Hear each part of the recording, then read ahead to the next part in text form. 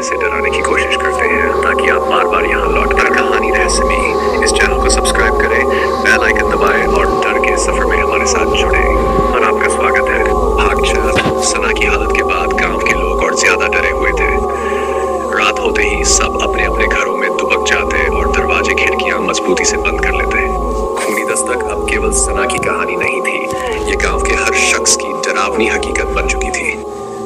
एक रात जब चांद बादलों के पीछे छिपा हुआ था और चारों तरफ सन्नाटा था, गांव के मुखिया बलबीर सिंह हमाइंग ने फैसला किया कि इस रहस्य का अंत किया जाए।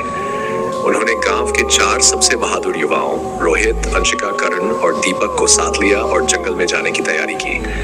बलबीर ने कहा, यह डर अब खत्म होना चाहिए। अगर हम इसे नहीं रोकेंगे तो यह गांव को खत्म कर देगा। जंगल की ओर सफर। आधी रात को चारों लोग मशाले लेकर जंगल की ओर बढ़े। जैसे ही उन्होंने जंगल के पहले पेड़ के पास कदम रखा, हवा अचानक ठंडी हो गई और चारों ओर एक अजीब सी सरसराहट गूंजने लगी। अंशिका ने कांपती आवाज में कहा, क्या यह सही है?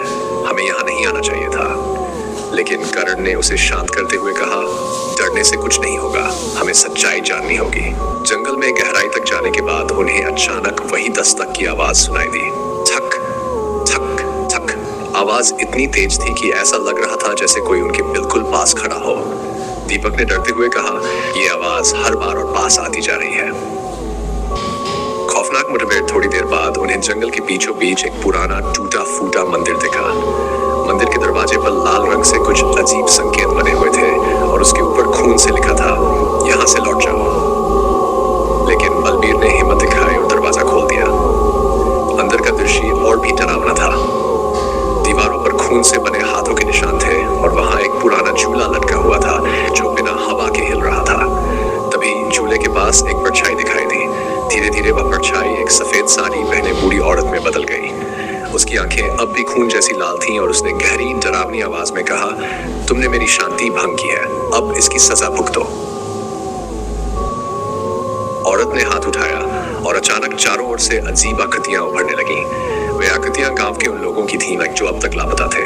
उनके चेहरों पर खालीपन और दर्द था। बलबीर ने चिल्लाकर कहा, तुम कौन हो और ये सब क्यों कर रही हो? बूढ़ी औरत ने एक भयानक चीख के साथ जवाब दिया, मैं उन लोगों की आत्मा हूँ जिन्हें इस गांव ने धोखा दिया। ये जंगल मेरा है और जो भी यहाँ आएगा उसे इसकी कीमत चुकानी होगी। अंतिम संघर्ष। रोहित ने हिम्मत करके अपनी मशाल से औरत पर वार किया, लेकिन वह गायब हो गई। तभी दीपक को पीछे से किसी ने पकड़ लिया। उसने मदद के लिए चीखना शुरू किया, लेकिन कुछ ही पलों में वह गायब हो गया। अब रोहित, अंशिका और बलबीर को एहसास हो गया कि यह जंगल उनकी सोच से कहीं ज्यादा खतरनाक है। अंशिका ने सुझाव दिया, हमें उस मंदिर को जलाना होगा, शायद यही इन सब का अंत कर सके। बलबीर ने सहमति जताई और तीनों ने मिलकर मंदिर को आग लगा दी। जैसे ही मंदिर जलने लगा, जंगल में चीखों की आवाजें गूंजने लगी। बूढ़ी औरत की चीख इतनी जोरदार थी कि तीनों के कान सुन्न हो गए। मंदिर के जलते ही जंगल में एक अजीब सा सन्नाटा छा गया। लेकिन तभी करण की आवाज गूंजी, यह अभी खत्म नहीं हुआ है। तीनों ने पीछे मुड़कर देखा और करण की आंखें खूनी दस्तक। भाग 4। सना की हालत के बाद गांव के लोग और ज्यादा डरे हुए थे। रात होते ही सब अपने अपने घरों में दुबक जाते और दरवाजे खिड़कियां मजबूती से बंद कर लेते। खूनी दस्तक अब केवल सना की कहानी